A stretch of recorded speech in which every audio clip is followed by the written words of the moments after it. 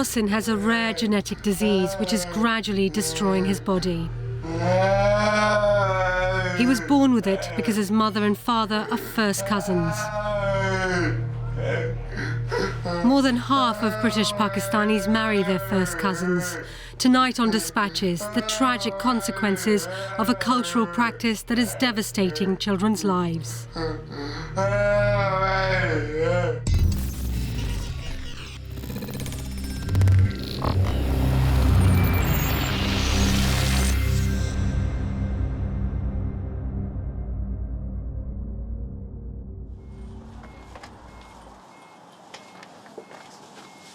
Mohsin Akhtar is 17 years old and lives with his family in Bradford. He's the second of 6 children. He's blind, he can't walk properly and needs round-the-clock care.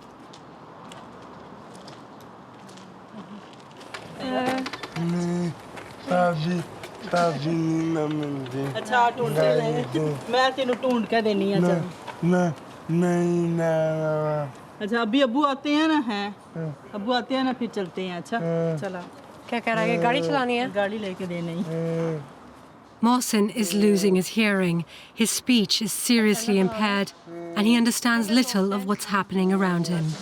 Aunty आई है aunty बोल दी है Mohsin is obsessed with the idea of driving, not realizing this will never be possible.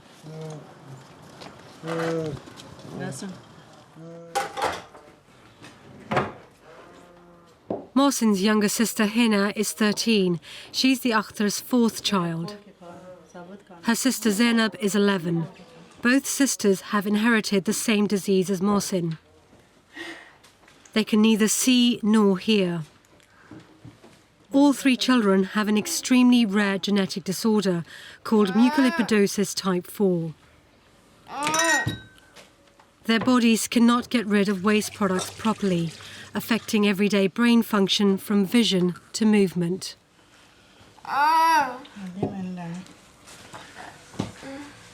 क्या लेना है तो ये खानी है ब्रेड खानी है ये खानी है तो दोनों बिल्कुल ही ब्लाइंड है इसको थोड़ा सा लाइट ऑन और ऑफ इसको पता चलता है ये तो मेरे ख्याल ऑलमोस्ट हो चुकी है blind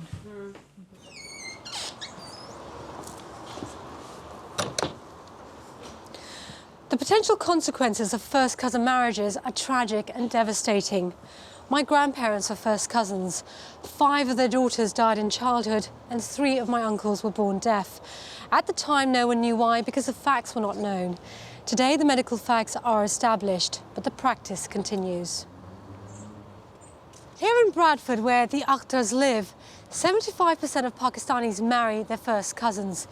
Anywhere between 4 and 10% of the children in these families will be born with genetic abnormalities. And these illnesses are often fatal. 1/3 of children with diseases caused by recessive genes will die before they turn 5. The disease affecting Mohsin, Hina and Zainab is the direct result of their mother and father being first cousins. Both parents carry the recessive gene that has caused the children's disabilities. If they had married outside of the family, there would have been only a tiny chance of their children being born with the genetic disorder. But in the case of the Akhtars as first cousins, the odds narrowed dramatically to a 1 in 4 chance that any child they had would be born with the illness. In the event, 3 of their 6 children were born with the disease. Fatima is the youngest and healthy. She's 7 years old and has had to watch her siblings deteriorate over the years. So what's it like living, having 2 sisters? Is it fun? What's the best bit? I play together. क्या हुआ है What's the most difficult bit? Like when they're crying and we can't stop them crying.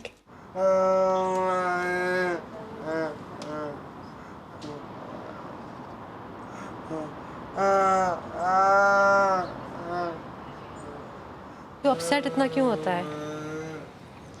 नज़र नहीं आता ज़ाहिरी बात है कि वो चाहता है मैं जिस तरह इस उम्र के बच्चे होने चाहिए वैसे वो सोचता है ना कि मैं गाड़ी चला सकूं, मैं जिस तरह बच्चे बाहर जाते हैं लेके गाड़ी, ऐसे वो करता है ना, उसका जहन ये एक बात कबूल नहीं करता कि मैं ब्लाइंड हो चुका हूँ। How do you feel? बहुत दुख होता है क्योंकि ये बच्चा बहुत नॉर्मल था।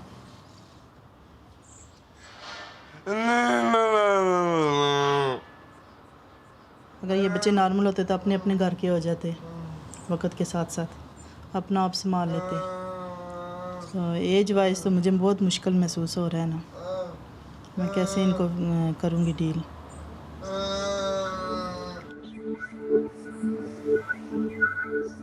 Over in Birmingham, home to one of the largest Pakistani communities in Britain, 50% marry their first cousins. The children born into these families are 10 times more likely to be born with recessive genetic disorders. And 1 in 10 of those will die in infancy or suffer a chronic disability.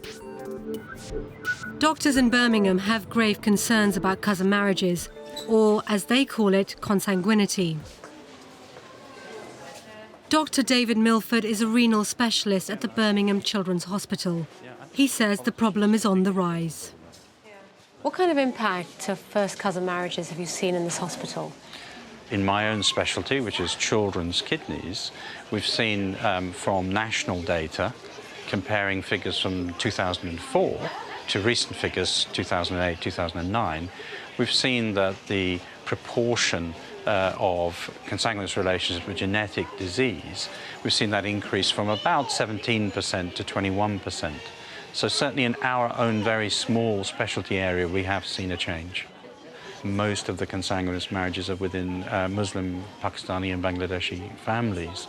So for us, it's wherever populations of those origins, where they are concentrated, that's where we see the highest amount of genetic disease. What kind of pressure do these cases put on the resources that you have? We see some children with very serious disease. We've had children who've presented soon after birth with kidney failure requiring artificial kidney treatment, and they then go on to require kidney and liver transplantation to correct their genetic defect.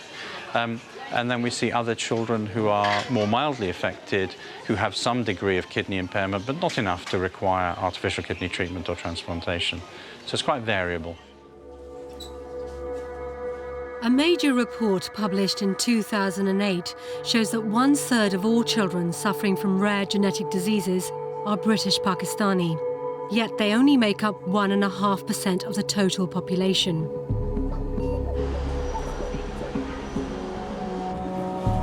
More than 70 published British scientific studies have shown that cousin marriages lead to an increased chance of having a child born with a rare genetic disorder. A significant number of these children will have serious kidney or liver problems.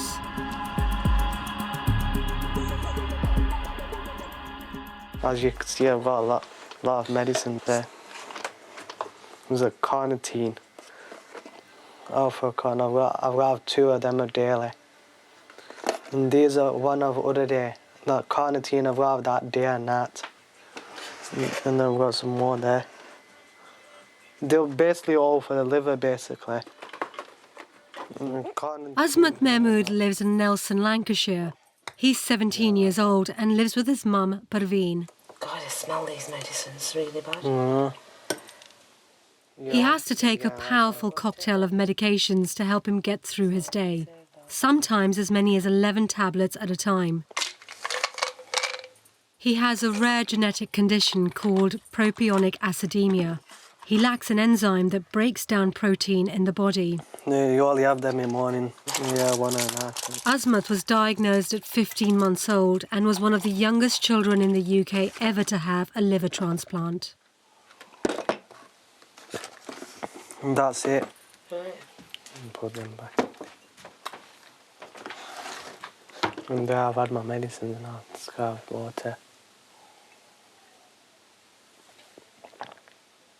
These medicines are like strong, so it can make you a bit hyper sometimes. So a lot of medicines. I've got to keep. If I don't have them, then I can feel a bit weird sometimes, not myself. So it's important that I have them. When Azmat was first diagnosed, his doctors told Parveen that his rare liver condition was hereditary. By marrying her first cousin, she and her husband increased the chances of passing the disease on to their children. So after his transplant. Oh, bless him.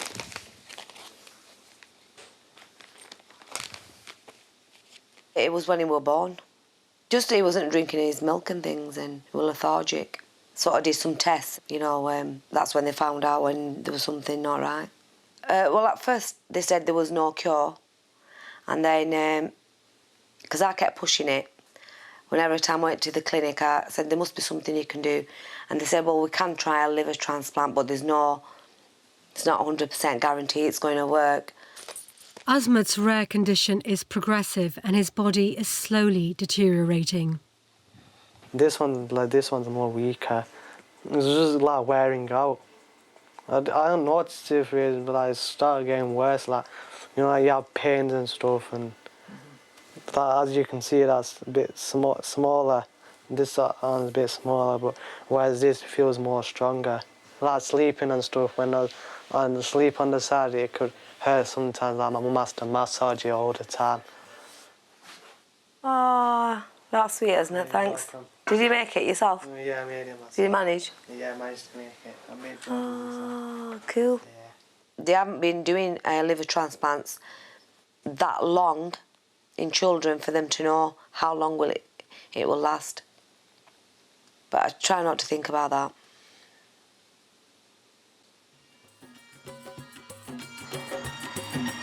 Cousin marriages have been a long-established cultural tradition amongst many British Pakistani families. But it's not just within this community. In the past, the British royal family married their first cousins too.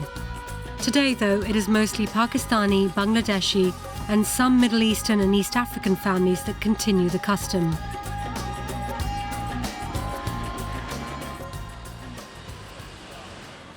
Shafkat Mirza is a journalist and has lived in Sheffield with his family for the last 30 years. He invited me to his local community centre to meet friends, some of whom are married to their first cousins. They said they've never experienced any health problems. Is it a good patch? Oh, yes. Stories? In Sheffield, we've got about a population of about 25,000 Pakistanis living. What's your view about cousin marriages? For 800 years, we prefer to marry within our families. May not be the first cousin, maybe the second cousin or third cousin, but we marry. I am married for the last 25 years successfully with my first cousin, and I've got 5 children. And thanks to Allah subhanahu wa ta'ala that they're all fine and well. I'm married to my first cousin. You know, I've seen many benefits of it. You're in the same circle of relatives as your partner, and they have a real understanding and often probably go that extra mile. My wife is my mother's sister's daughter. Yeah, we are cousins, but you know what I mean? Allah subhanahu wa ta'ala thanking my children, all 3 are healthy. So would you encourage your children to marry cousins? If they want to. Shafkat has been married to his first cousin Shazia Khanum for 35 years. Ah, mangoes.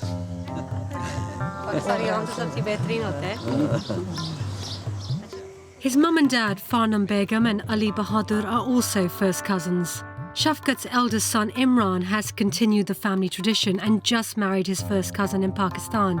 That's 3 generations of first cousin marriage. तो फ़ायदा क्या पड़ता है cousin से शादी करें तो?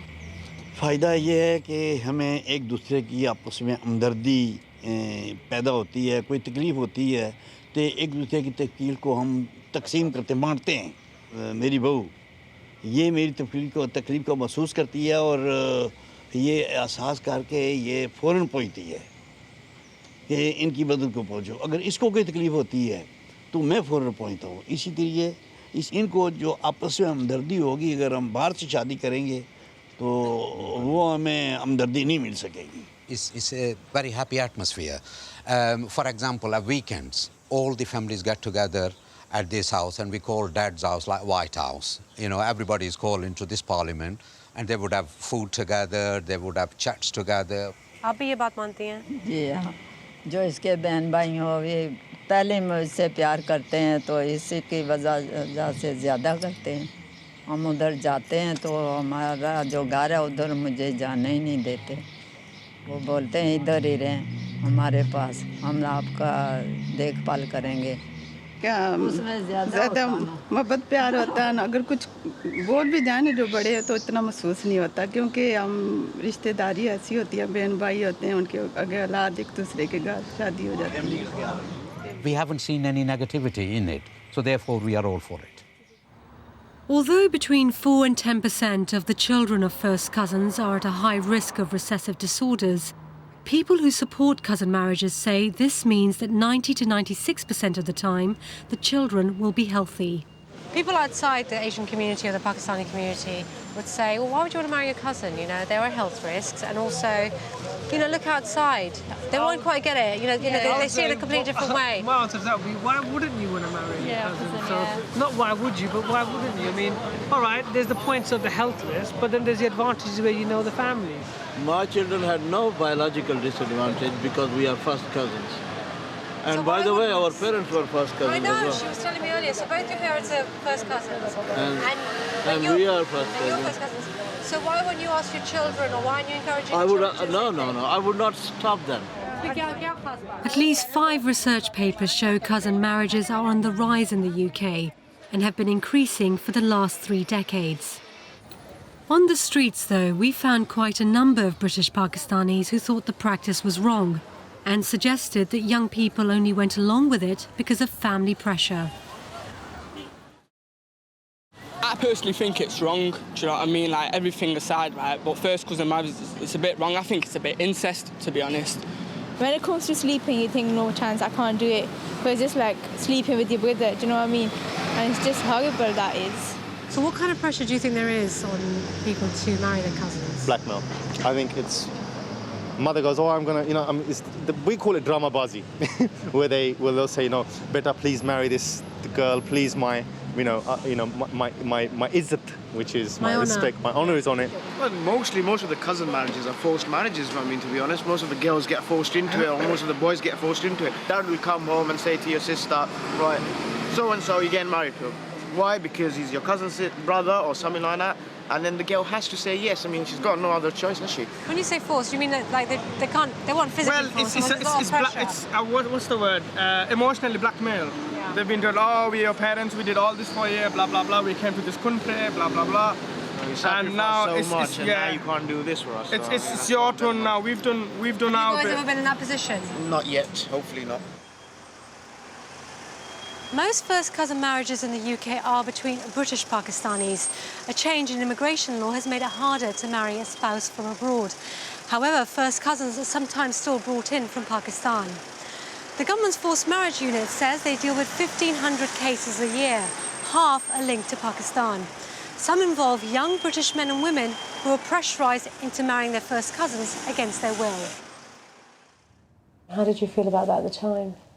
Really angry because I wasn't asked.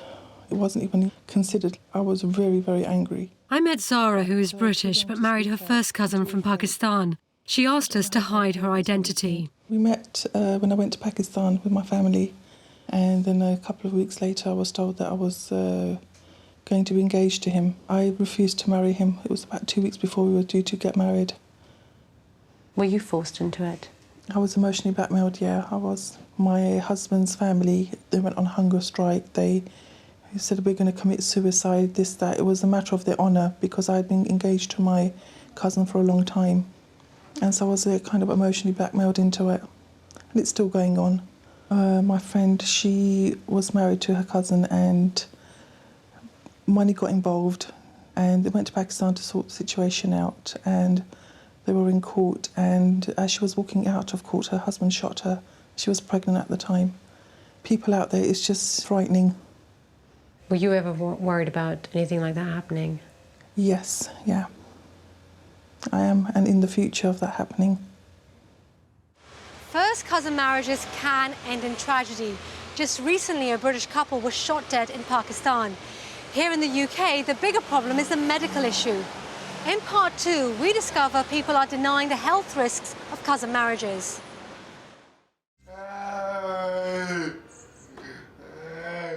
In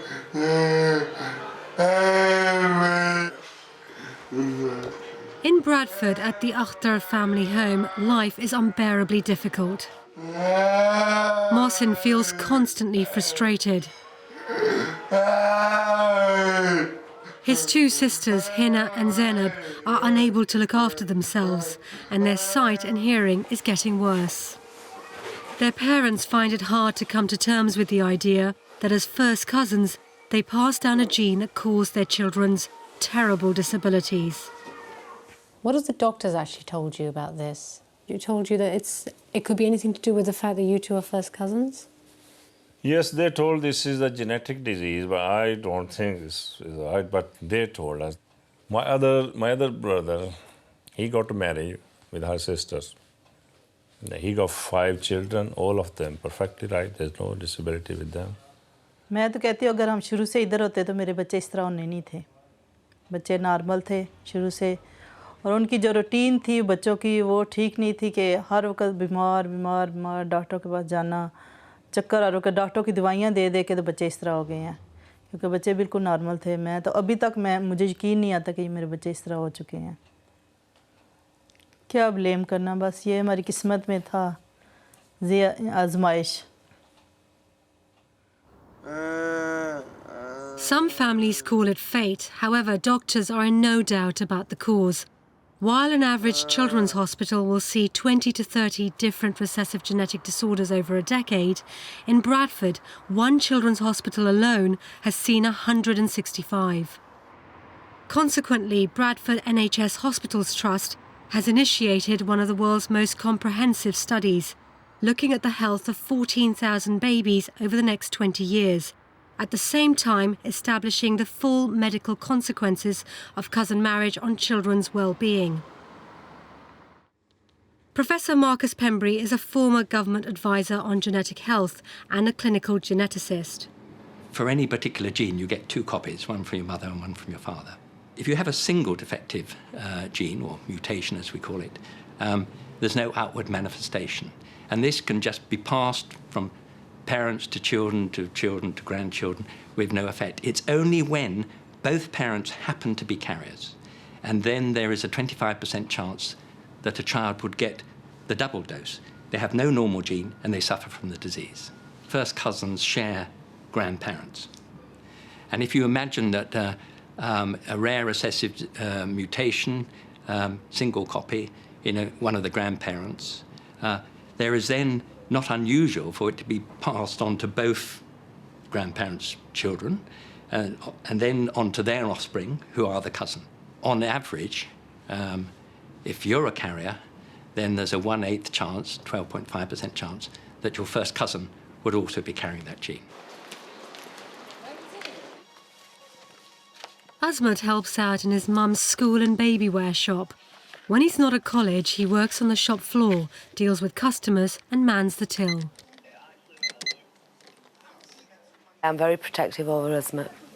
He's more like I would say, a 14-year-old than an 18-year-old, mentally, you know. It comes with me, you know, when he's on holiday, he comes with me to work, yeah, so I can keep an eye on him and things. I've got tired, he gets up every time because customers are always on the side, and then when they just put them back, so you got to sort them out. There's something to do anyway, because I get bored because it's something instead of just standing on till all the time. Despite what Azmat's mum has been told about the cause of his illness, she struggles to accept it. I don't think there's anything wrong in first cousin marriages, because it's all culture and it's the norm, really. But having said that, it did put me off having more to my ex-husband now, but, you know, because I couldn't go through that again, having another child with the same problem. The thing is, though, it's not guaranteed that it's going to happen, though. It's like high risk, it's 1 in 4, but it could be, like, if it's 1 in 4, it's like 3 could be okay. Yeah? Just think it was one of those things. Because my daughter, she's fine. Yeah, what's that? What have they bought? Azmat's older sister Syra also lives at home and helps out at the shop when she can. When I was young, I couldn't understand, well, why was I born perfectly fine and stuff, and my mother had a condition and things like that. A lot of families think it's just luck. Yeah, the luck, you know, the way it's meant to be, or God's will, as they say. That's how it is perceived, I think.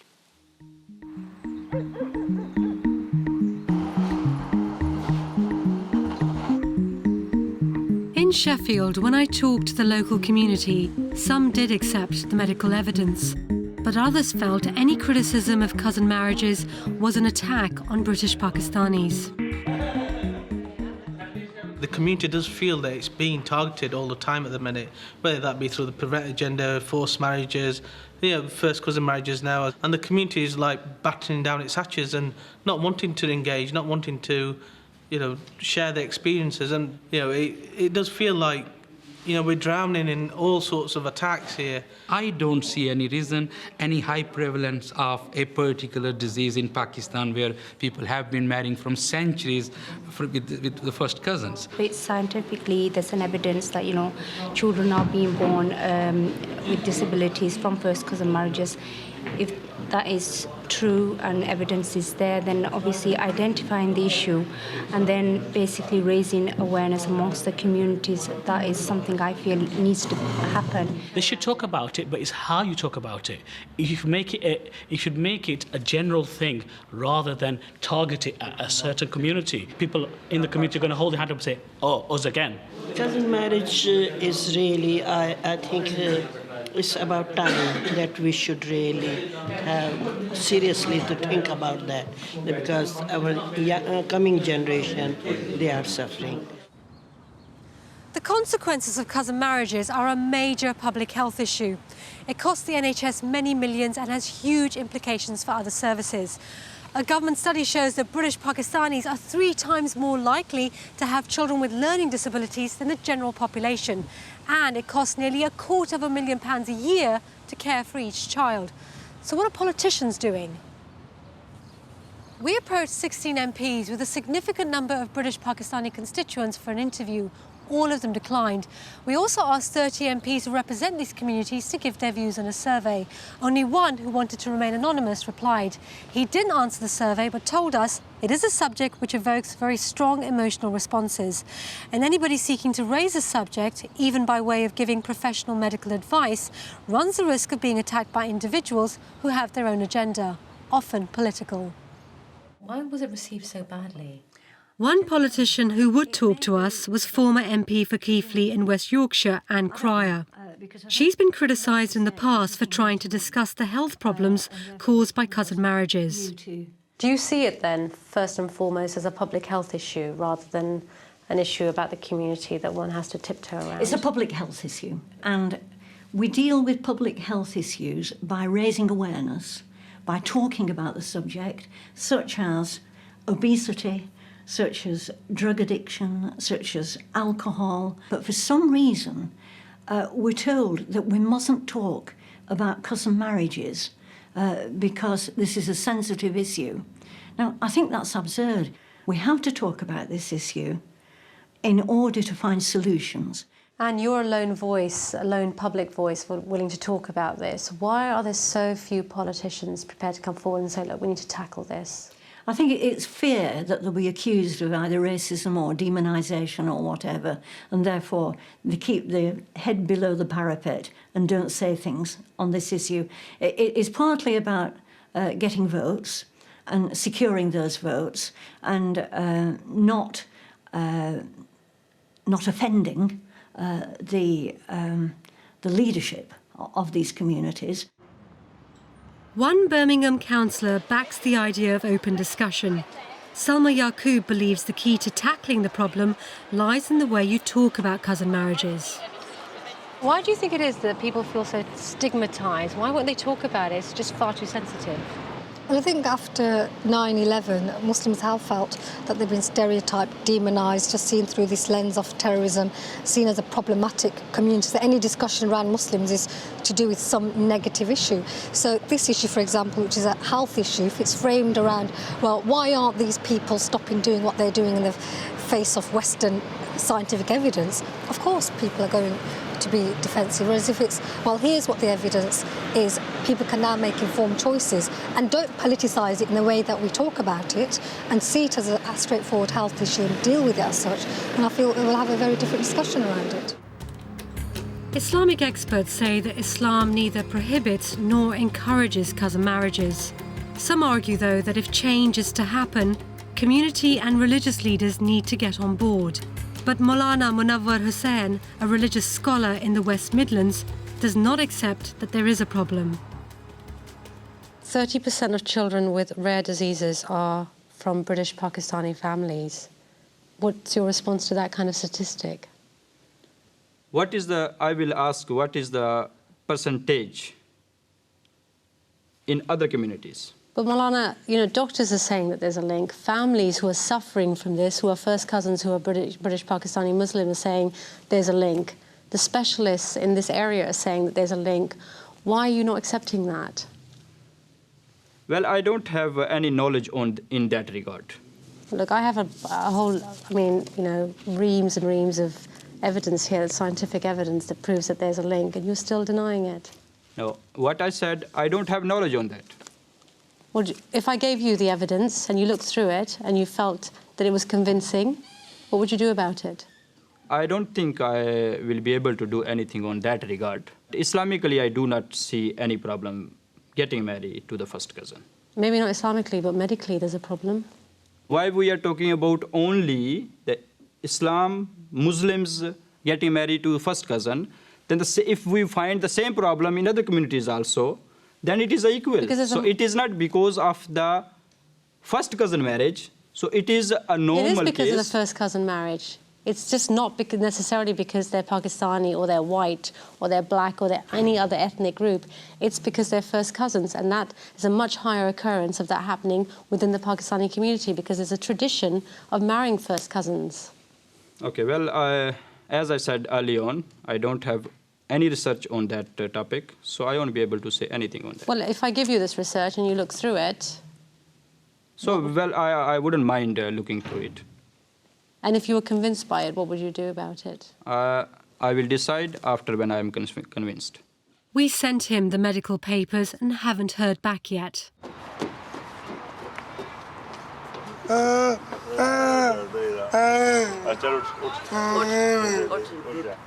It's a bit hard actually to tackle the issues of these children. I don't know what is their future, how they will live even if we are not here.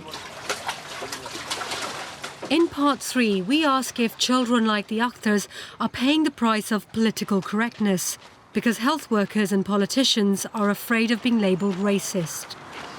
Difficult life.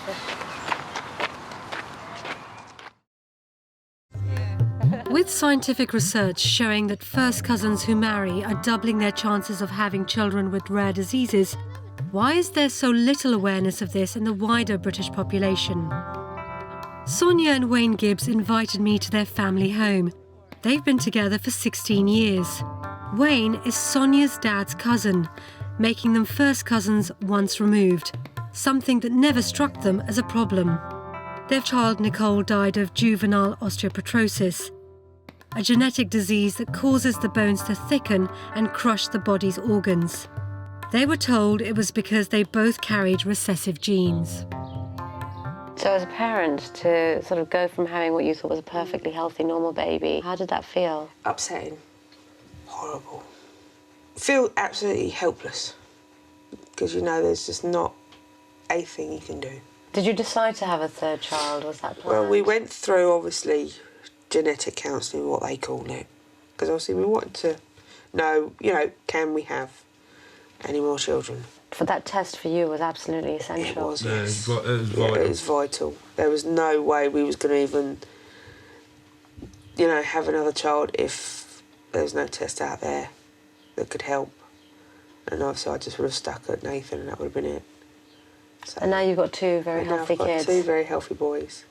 Do you think that people who are cousins and are thinking about getting married and at some point having children, do you think they should test themselves at that stage? Definitely, absolutely. It will save them so much heartache in the long run. At least then they know that they are going to have a healthy child. For couples like Wayne and Sonia, going through genetic counselling helps establish risks and offers possible solutions. The option of a termination or IVF to implant a healthy embryo. But only 40% of genes causing recessive disorders can be tested for, meaning that genetic counselling has its limits. And yet, there is no national public health campaign about cousin marriages. The risks are not taught in schools, and there is no government leafleting campaign in hospitals or doctor surgeries, as there would be about other diseases affecting children. The last big campaign on cousin marriages was 13 years ago in Birmingham, when the health risks were brought to public attention.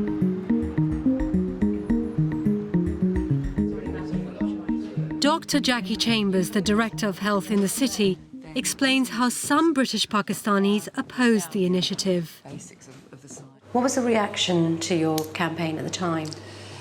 Well, I think the reaction was quite mixed. We did get some support from some religious leaders and from some communities. And for about 2 years, we were, within the context of promoting healthy mothers and healthy babies, getting some awareness of the message about the additional risks. We found out subsequently that there was also quite a hostile undercurrent. People were tearing up our leaflets, and they were also putting counter messages across in terms of what was seen as an attack on those communities. With the campaign provoking such a negative response, it wasn't repeated. Now normal practice is to advise individual families most at risk, rather than high-profile national health programmes discouraging cousin marriage. Professor Marcus Pembry feels that targeting families individually, rather than issuing national public health initiatives, is the way forward. You are against the idea of it being a public health issue, but many people we've spoken to, many doctors and people who work with local authorities, say that the cost of the NHS is absolutely enormous, and therefore we need to make it a public health issue so as to reduce the problem. Of course we have to tackle it, but it's not like smoking, where people want to smoke and the public health campaign is trying to stop them smoking. These families don't want to have children with these diseases. We're all on the same side. They just need help. They're not going to change their cousin marriage straight away, because it's part and parcel of their community, and their community is very supportive of them. What they want is help with these specific genetic disorders. And with the new technology, where if there's political will, we're not wanting the politicians to say things. What we want to do is to understand that we need funding for the services that will provide genetic counselling. In Birmingham, they're introducing a new system. A confidential register of families most at risk of recessive disorders is being drawn up. They will be offered counselling and genetic testing, which is hoped will reduce the number of children born with disabilities by half over the next decade. If it works, the plan is for the government to roll this out to cities such as Bradford and London. However, British Pakistani doctors at one GP practice in Birmingham have set themselves apart from other health professionals by openly discouraging cousin marriage. Their surgery is one of the few in the country to take this radical approach. At the same time, they've introduced genetic screening and testing for common blood disorders, such as thalassemia, for all of their patients. Really, I just wanted to speak to you again and talk to you about thalassemia and the transmission of... Today, Dr. Rizwan Al-Adina, himself a British Pakistani, is genetically counselling Kulsum Harji, who is originally from East Africa and married to her first cousin. Kulsum is a thalassemia carrier. She has one healthy baby, but wants more children. So you would either pass on the normal one or the one with thalassemia, and same with your husband as well. Yes. So in terms of combinations, this is the dangerous combination when the child has both thalassemia gene, and that child would be a thalassemia major child, but that is 1 in 4 chance. Yeah. Okay. The other possibilities are the children being carriers, which is... Helping patients make informed choices is a priority for Dr. Ali Dina. He says he's done this with the help of local religious leaders. It has taken a good time, for about almost 20 years, to change attitudes, getting the support of the clergy. That is the key. I think at the end of the day, if you do not have the support of the religious leadership within your community, particularly in a Muslim community, then your message is not going to get through. This is not an attack on Islam. It is not an attack on Islamic principles or its fundamentals. It is merely concerns from fellow Muslims regarding health risks. It is fine to marry your cousin as long as you know the risks that you're taking and as long as you get yourself tested and you're not in an affected partnership. But then, if you look at the amount of genetic illnesses that there are actually there, you can't test for everything. So the sensible thing would be to say, if you can avoid these partnerships, then it's actually better.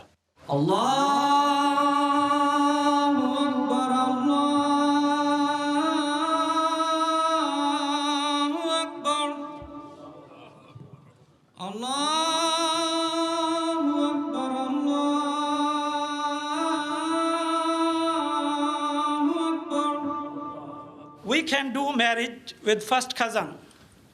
According to Sharia, it is clear.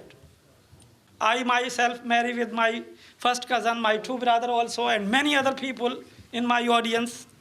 But the reports are in favor that first cousin marriage is the result of disability children. So these are the reports which they showed me. I agree with them. Okay? Imam Sadiq Qureshi is the director of the Minhaj al-Quran International Mosque in Forest Gate, London. He's married to his first cousin and has 2 daughters. One of his children was born with a form of inherited deafness. The other suffers from a rare recessive disorder called marble bone disease. He regularly tackles health issues in his Friday sermons and isn't afraid to talk about cousin marriages. It's very clear, cousin marriage is permissible in Islam. It is not, you can say, you must do that or you must not do that. These are the suggestions, guidelines. So what would you say, based on your personal experience, what would you say to the people who come to this mosque? I must say, as a religious scholar, that people must think on this issue and people get awareness. People must learn, go to the GPs, go to their consultant, and they must learn about the couple they are intending marriage with their cousin. They must think before they are taking their decision. If they feel any symptoms, any genes, okay, so they must test themselves before marriage. Okay. In future, might be they get a big situation. Now, in this country, there are many facilities, so they must go for the test, and then that will be better for their future. According to Islamic viewpoint, this is the big jihad. To bring the healthful society, it is the big jihad of this time. Azmat and Mum are at the hospital for his latest checkup. Come on, now, let's have a look now. That's what it is. Right, 156. So he's about 5'2". He is 5'2". The doctors need to see him once every 6 months to monitor his health. This time, the news isn't good. Nice to see you again, Azmat. You okay? Have a seat. Like when I'm playing with my friends, I get tired easily. My legs get tired easily. Your legs get tired easily. Both legs? Yeah. I've been having pains in my arms. Yeah, It's been carrying on. It's gone like more weak, I feel. Then it closes and it's hard to open sometimes. So it closes by itself, does it? Yeah, it goes like pretty tight, and then I'll go like down and I'll stretch out. Okay. I couldn't see any fasciculation before, so... There's no fasciculation at all, is there? No. Put your hands on your hips for me, can you? It starts hurting when I do that. I'm sorry about that. Just put your hands on your hips. My granddad tells me to have plenty of milk. Does that help? Yeah. Certainly does. Just put your head straight like this. Can it get better, or does it take time? What, the arm? Yeah. I think it's hard to know. We haven't managed to completely explain why you've had this trouble. We wouldn't claim it in any way to have a complete cure or treatment for propionic acidemia by now. Right, so they still haven't found a cure for it? No, because it's a genetic disease that in a way affects every cell in the body. Oh, sorry. Okay? You alright? Yeah. Come see what I'm doing. During my time making this film, I've seen firsthand the benefits of cousin marriages, but also its tragic consequences. One medical study estimates that nearly 700 British Pakistani children are born with serious disabilities every year. If this was any other health risk in the UK, there'd be a huge national campaign to raise awareness. Until this happens, many more innocent children will be born to lives of unimaginable and preventable suffering. My dream is maybe to get a good job and build something on myself and get married, have a family on my own as well. There's if you marry your cousins, it can't always work out, because if you're marrying someone, you could have a disease because you don't know what that other cousin's got. So it's important to say if they have kids, you don't know if that say if that cousin's got a disease or something, how that kid could be born, because some can be born different, can't they? So it's important that you think who you're going to marry. Marrying into family is not always a good idea.